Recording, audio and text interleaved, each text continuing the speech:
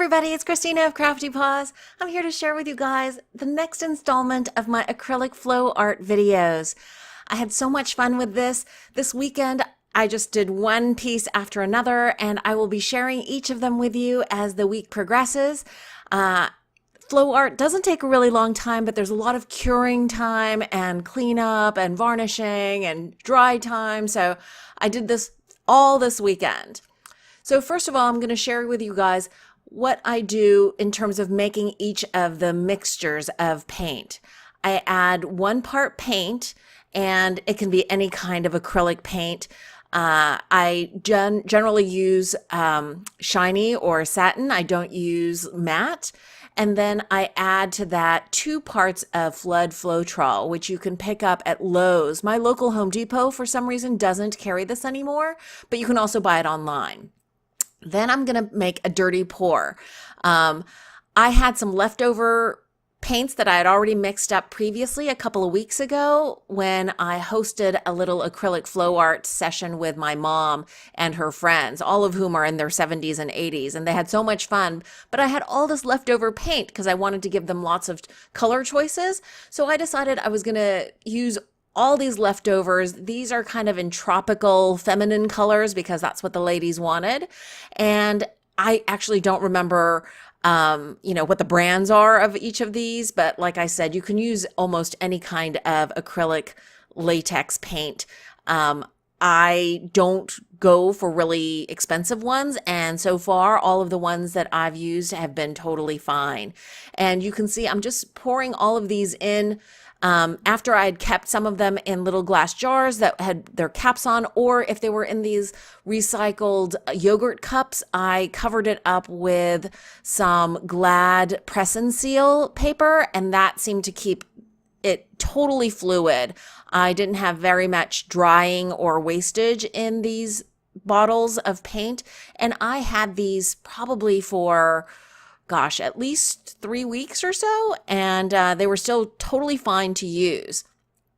And I'm making this all of these poured into one big kind of to-go container. And then the second part of this is me cutting off the bottom of these soda bottles. I just use some old kitchen shears. I don't use my good craft scissors for this. And then I cut off the bottoms, and then I cut little triangles where the valleys would lead to from the hills and valleys of the bottom of the bottle. And that will help the paint flow toward the middle of these soda bottles, as well as flow out, so that I don't end up with like a little vacuum of paint in the middle. And I did 3 of them for this canvas. I had something in mind, but it didn't come out that way, but you'll see. First, I'm pouring some white all along the edges of the canvas because I want to make sure that all the paint flows off the edges of all sides of this canvas. And by the way, this is a really large canvas. If you can't tell the scale, it's about 24 inches by 30 inches, so really large. And now I'm just going through and pouring from my dirty pour cup over top of each of these soda bottle bottoms. And you can see how the paint flows. It's running down these little valleys, like rivers or waterfalls. And I love watching all the paint kind of pooling out. I realized I needed more paint, so I mixed up a little bit more into another dirty pour cup. And this time I added some more magentas, a little bit of yellow, just to brighten up the mixture a little bit. For some reason, the colors that I had in the first pour cup were looking a little muddy when they were poured out. And I wanted this to be bright and fiery. And here you can see all of the paint just pooling out. I'm getting every last bit of that paint. And by the way, anything that falls off, I try to recapture and use as a flow medium pour for another canvas later on. But you can see there I have 3 pretty good sized pours.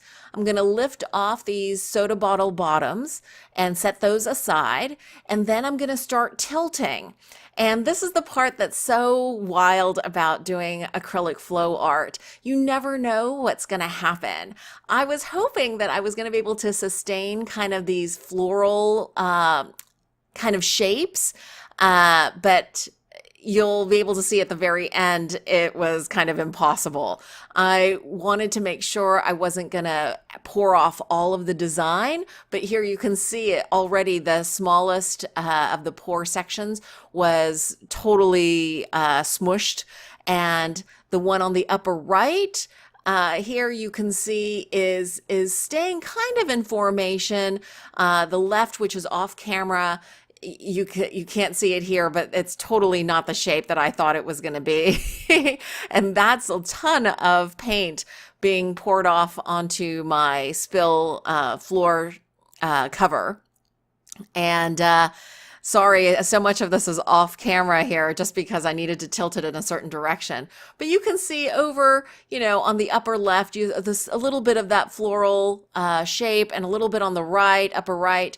And then I decided I was going to take a hair dryer and put it on super high flow of air. And I wanted to get some kind of wispy ends, and pushing the paint out on the ends like that really gave it kind of a fun eruption kind of look, and that's what I was going for. I wanted to keep some of the white in the corners like that, but I did want to push a little bit of that paint so it kind of had thin tentacles. And I think that part of this was as I had planned. I think the whole piece is successful overall, not what I planned, but that's the magic of flow art. So that is a close-up of one of those tentacled areas, and that's my completed piece. I hope you enjoyed this process video. If you did, please give it a thumbs up, and I hope you'll stay tuned for the other acrylic flow art videos that I'm going to be sharing later this week. Thanks for watching, everybody.